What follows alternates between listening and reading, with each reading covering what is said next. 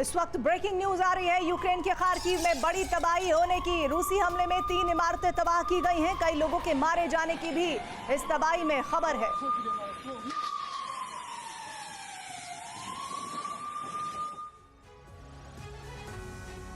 Kremlin ने Ukraine की तबाही का वक्त फिक्स कर दिया है और इसके लिए किम और पुतिन ने मिलकर एक ब्लूप्रिंट तैयार किया है। खास बात यह है कि उन तमाम इलाकों में किम की सेना ने मोर्चा संभाला है जहां रूस बैकफुट पर था।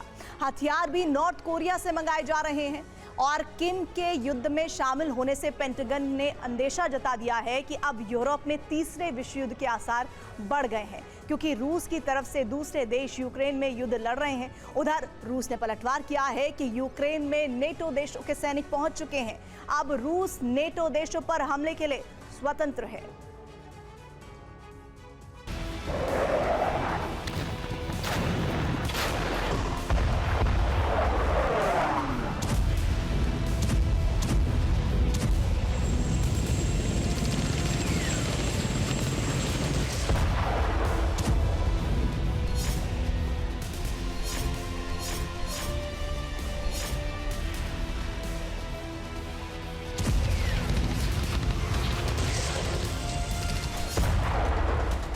तबाही की तारीख तय हो गई है। अब आखिरी प्रहार की बारी है जो किम और पुतिन साथ मिलकर करेंगे। यानी अब यूक्रेन का संहार निश्चित है। यूक्रेन में कीव की तरफ रूसी सैनिक तेजी से बढ़ रहे हैं, जबकि फ्रंट लाइन पर नॉर्थ कोरिया के सैनिकों ने मोर्चा संभाल लिया है।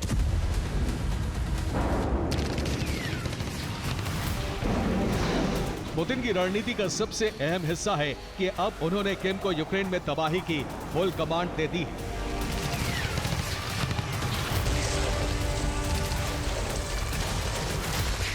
किम और पुतिन के जॉइंट ऑपरेशन से अमेरिका की बौखलाहट बढ़ गई है। किम को लेकर पेंटागन ने धमकी दी है,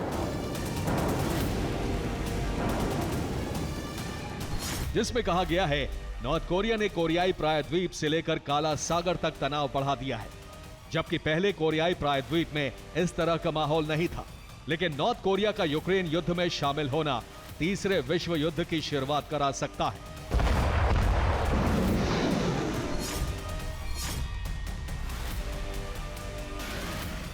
यानी अमेरिका यह मान चुका है कि यूक्रेन तीसरे विश्व युद्ध का एपिसेंटर बन सकता है।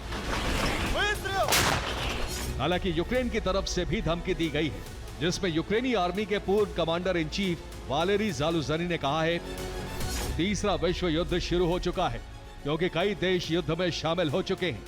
अब रूस नए नए हथियारों का इस्तेमाल भी कर रहा है जो उससे मित्र देशों से मिल रहे हैं।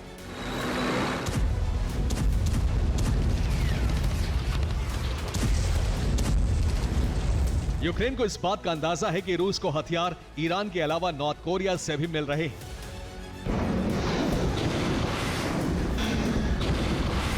नीप्रो पर बैलिस्टिक मिसाइल से हमला भी नॉर्थ कोरिया की मिसाइल से हुआ है।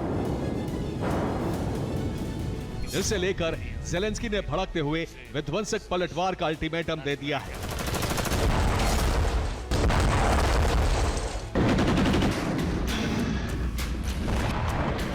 किम को लेकर नेटो का अंदाजा सही है, क्योंकि किम ने न सिर्फ रूस को 11,000 से ज्यादा सैनिक लड़ने के लिए भेजे, बल्कि उसने बैलिस्टिक मिसाइल की खेप भी भेजी थी, जिसका इस्तेमाल रूस ने विध्वंस मचाने के लिए किया।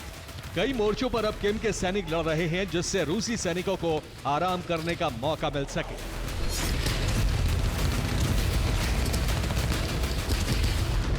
ऐसी खबर है कि कुर्स्क में नॉर्थ कोरिया का हाई रैंक जनरल जख्मी हुए हैं, जिसे मॉस्को इलाज के लिए लाया गया है। बताया जा रहा है कि नॉर्थ कोरिया का एक जनरल कुर्स्क में यूक्रेनी सैनिकों के खिलाफ फ्रंट लाइन पर एक बटालियन को कमांड कर रहा था, तभी एक रॉकेट हमले में वो घायल हो गया। उधर रूस की प्लानिंग को देखते हुए कीव ने भी काला सागर में बड़ी तैयारी शुरू कर दी है।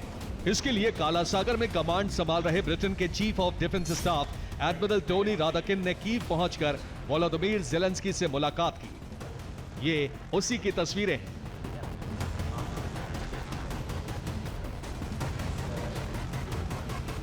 इस मीटिंग के दौरान रूस पर हमले का ब्लूप्रिंट तैयार किया गया। साथ ही ज़ेलेंस्की ने क्रीमिया प्लान के बारे में बताया। अब खुलकर नेटो और रूस में युद्ध शुरू हो चुका है, काला सागर में जिसकी कमान ब्रिटेन संभाल रहा है। पहले भी ब्रिटेन की मिसाइल स्टॉर्म शैडो से यूक्रेन ने क्रीमिया पर ताबड़तोड़ हमले किए थे।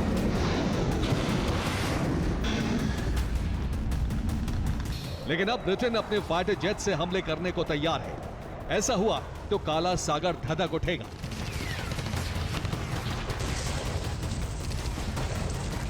और तीसरे विश्व युद्ध का एपिसेंटर बन सकता है।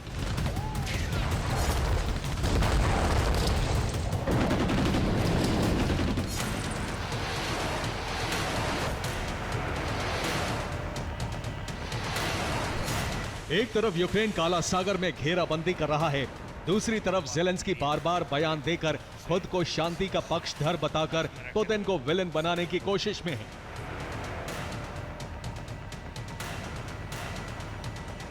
हालांकि ज़ेलेंस्की के डबल गेम को क्रेमलिन समझ चुका है, इसलिए बिना प्रतिक्रिया दिए युद्ध के अगले चरण की तैयारी की जा रही है।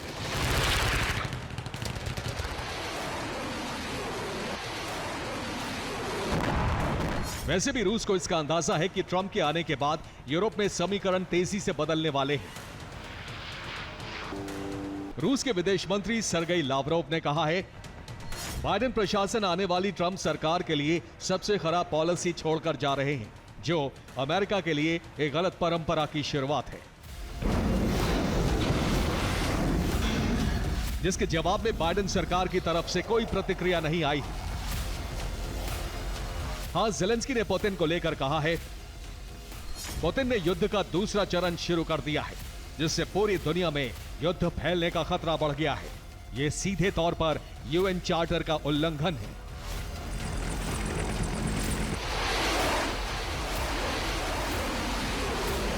अब सवाल उठ रहा है, अगर पुतिन ने युद्ध को बढ़ाने के लिए ईरान, चीन और नॉर्थ कोरिया से गठबंधन कर लिया है, तो यूक्रेन भी नेटो से मिले हथियारों से युद्ध लड़ रहा है।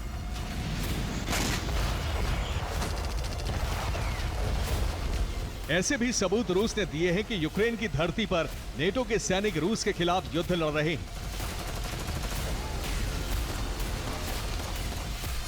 रूस ने दावा किया है कि यूक्रेन में France, Germany, Poland, Britain, Estonia और रोमानिया के सैनिक उसके खिलाफ लड़ रहे हैं। यानी रूस ये बताना चाहता है कि नेटो ने ऐसा करके युद्ध के नियमों और नेटो चार्टर का उल्लंघन किया है। ऐसे में रूस भी हमले के लिए स्वतंत्र है। इसी वजह से रूस ने नॉर्थ कोरिया और ईरान की मदद ली है। हथियार मंगाकर यूक्रेन पर हमले किए जा रहे हैं।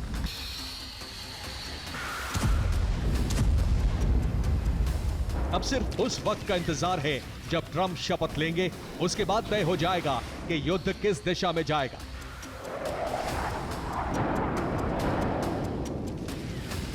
हालांकि रूस के पास मौका भी है कि 20 जनवरी से पहले यूक्रेन का सरेंडर कराकर इस मुद्दे को खत्म कर दे, लेकिन पुतिन इससे आगे की सोच रहे हैं। वो यूक्रेन के बाद अगले टारगेट पर हमला कर सकते हैं। इसी के अंदेशे से नेटो की बेचैनी बढ़ती जा रही है। तभी वो हर हालत में यूक्रेन को बचाने में जुटा है। Bureau report, TV9, Bharat.